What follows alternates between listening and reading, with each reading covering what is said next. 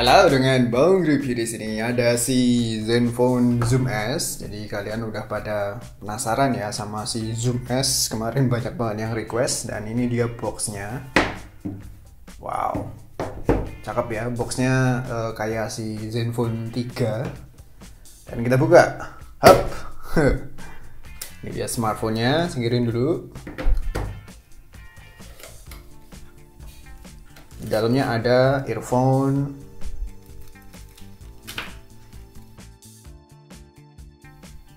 Oke, ada USB-C ya, udah pakai USB-C.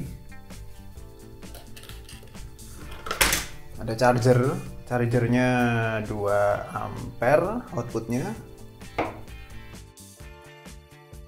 Sama ada ini, USB to USB-C. Buat ini ya, buat nyolok HP lain sebagai power bank kali.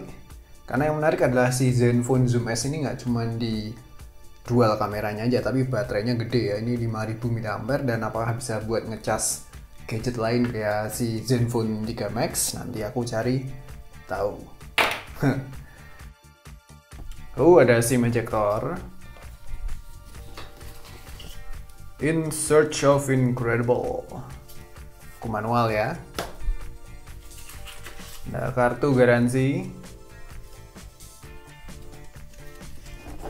Ada stiker-stiker. Ada soft case. Wow. Mantap ya. Dan ini dia smartphone-nya. Tampilan depan, aduh senggol. Tampilan depan kayak si Zenfone 3 ya. Belakangnya smooth coy. Ini metal ini.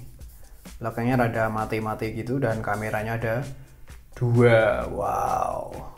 Ada fingerprintnya juga dan ini bisa dikeletek. Kita keletek aja.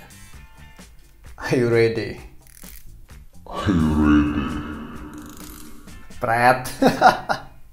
Oh yeah. Mantap. Oke, nggak ada yang bisa dikeletek lagi. Dan kita booting ya untuk pertama kali.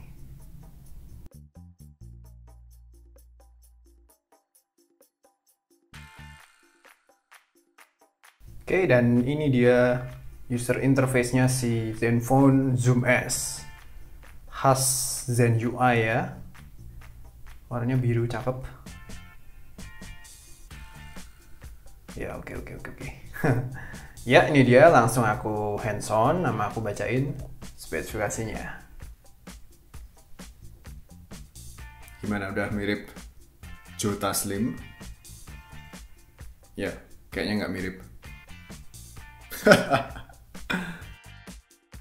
Oke, tadi unboxing si Zenfone Zoom S. Komplit banget ya isi boxnya dan harganya 5,999 juta. Aku sempat ngeliat di toko-toko online ada yang ngejual 5,5 jutaan. So silahkan pinter-pinter cari aja ya untuk dapetin harga Zoom S yang lebih murah.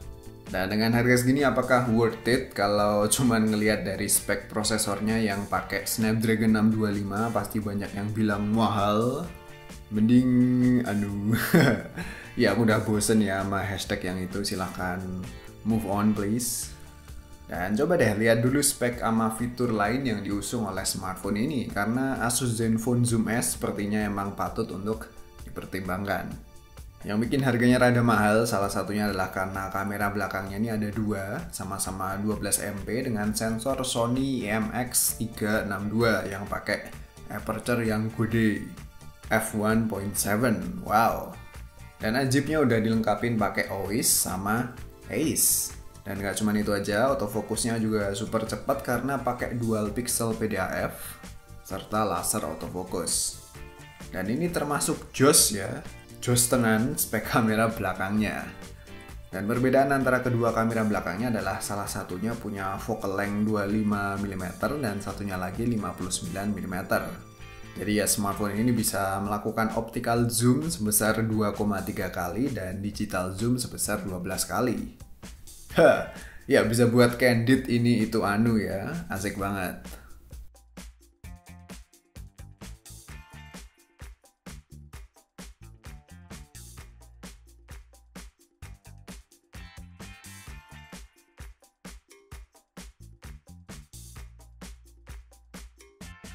Terus untuk fitur kece lainnya yaitu kamera belakangnya ini katanya bakal support format RAW, tapi baru akan hadir setelah smartphone ini dapat update OS Nougat.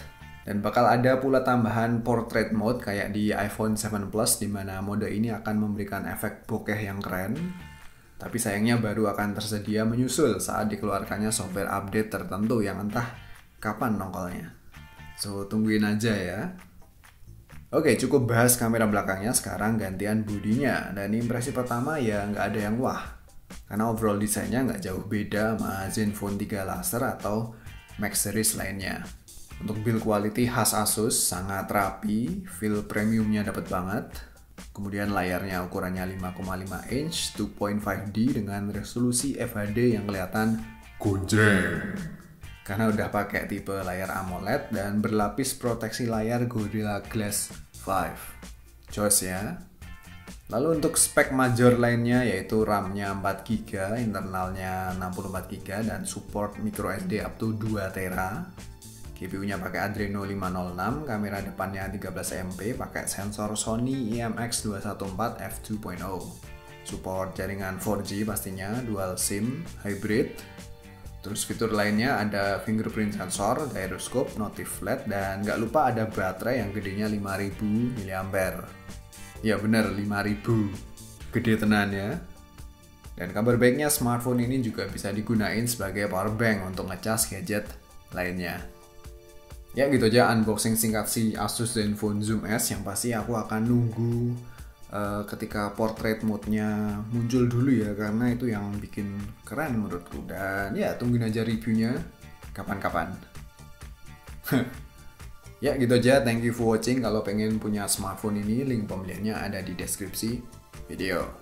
Jangan lupa like dan subscribe channel Bang Review, dan follow Twitter sama Instagram @bangreview, dan sebarkan channel ini ke teman-teman kalian. Oke, thank you guys, and see ya.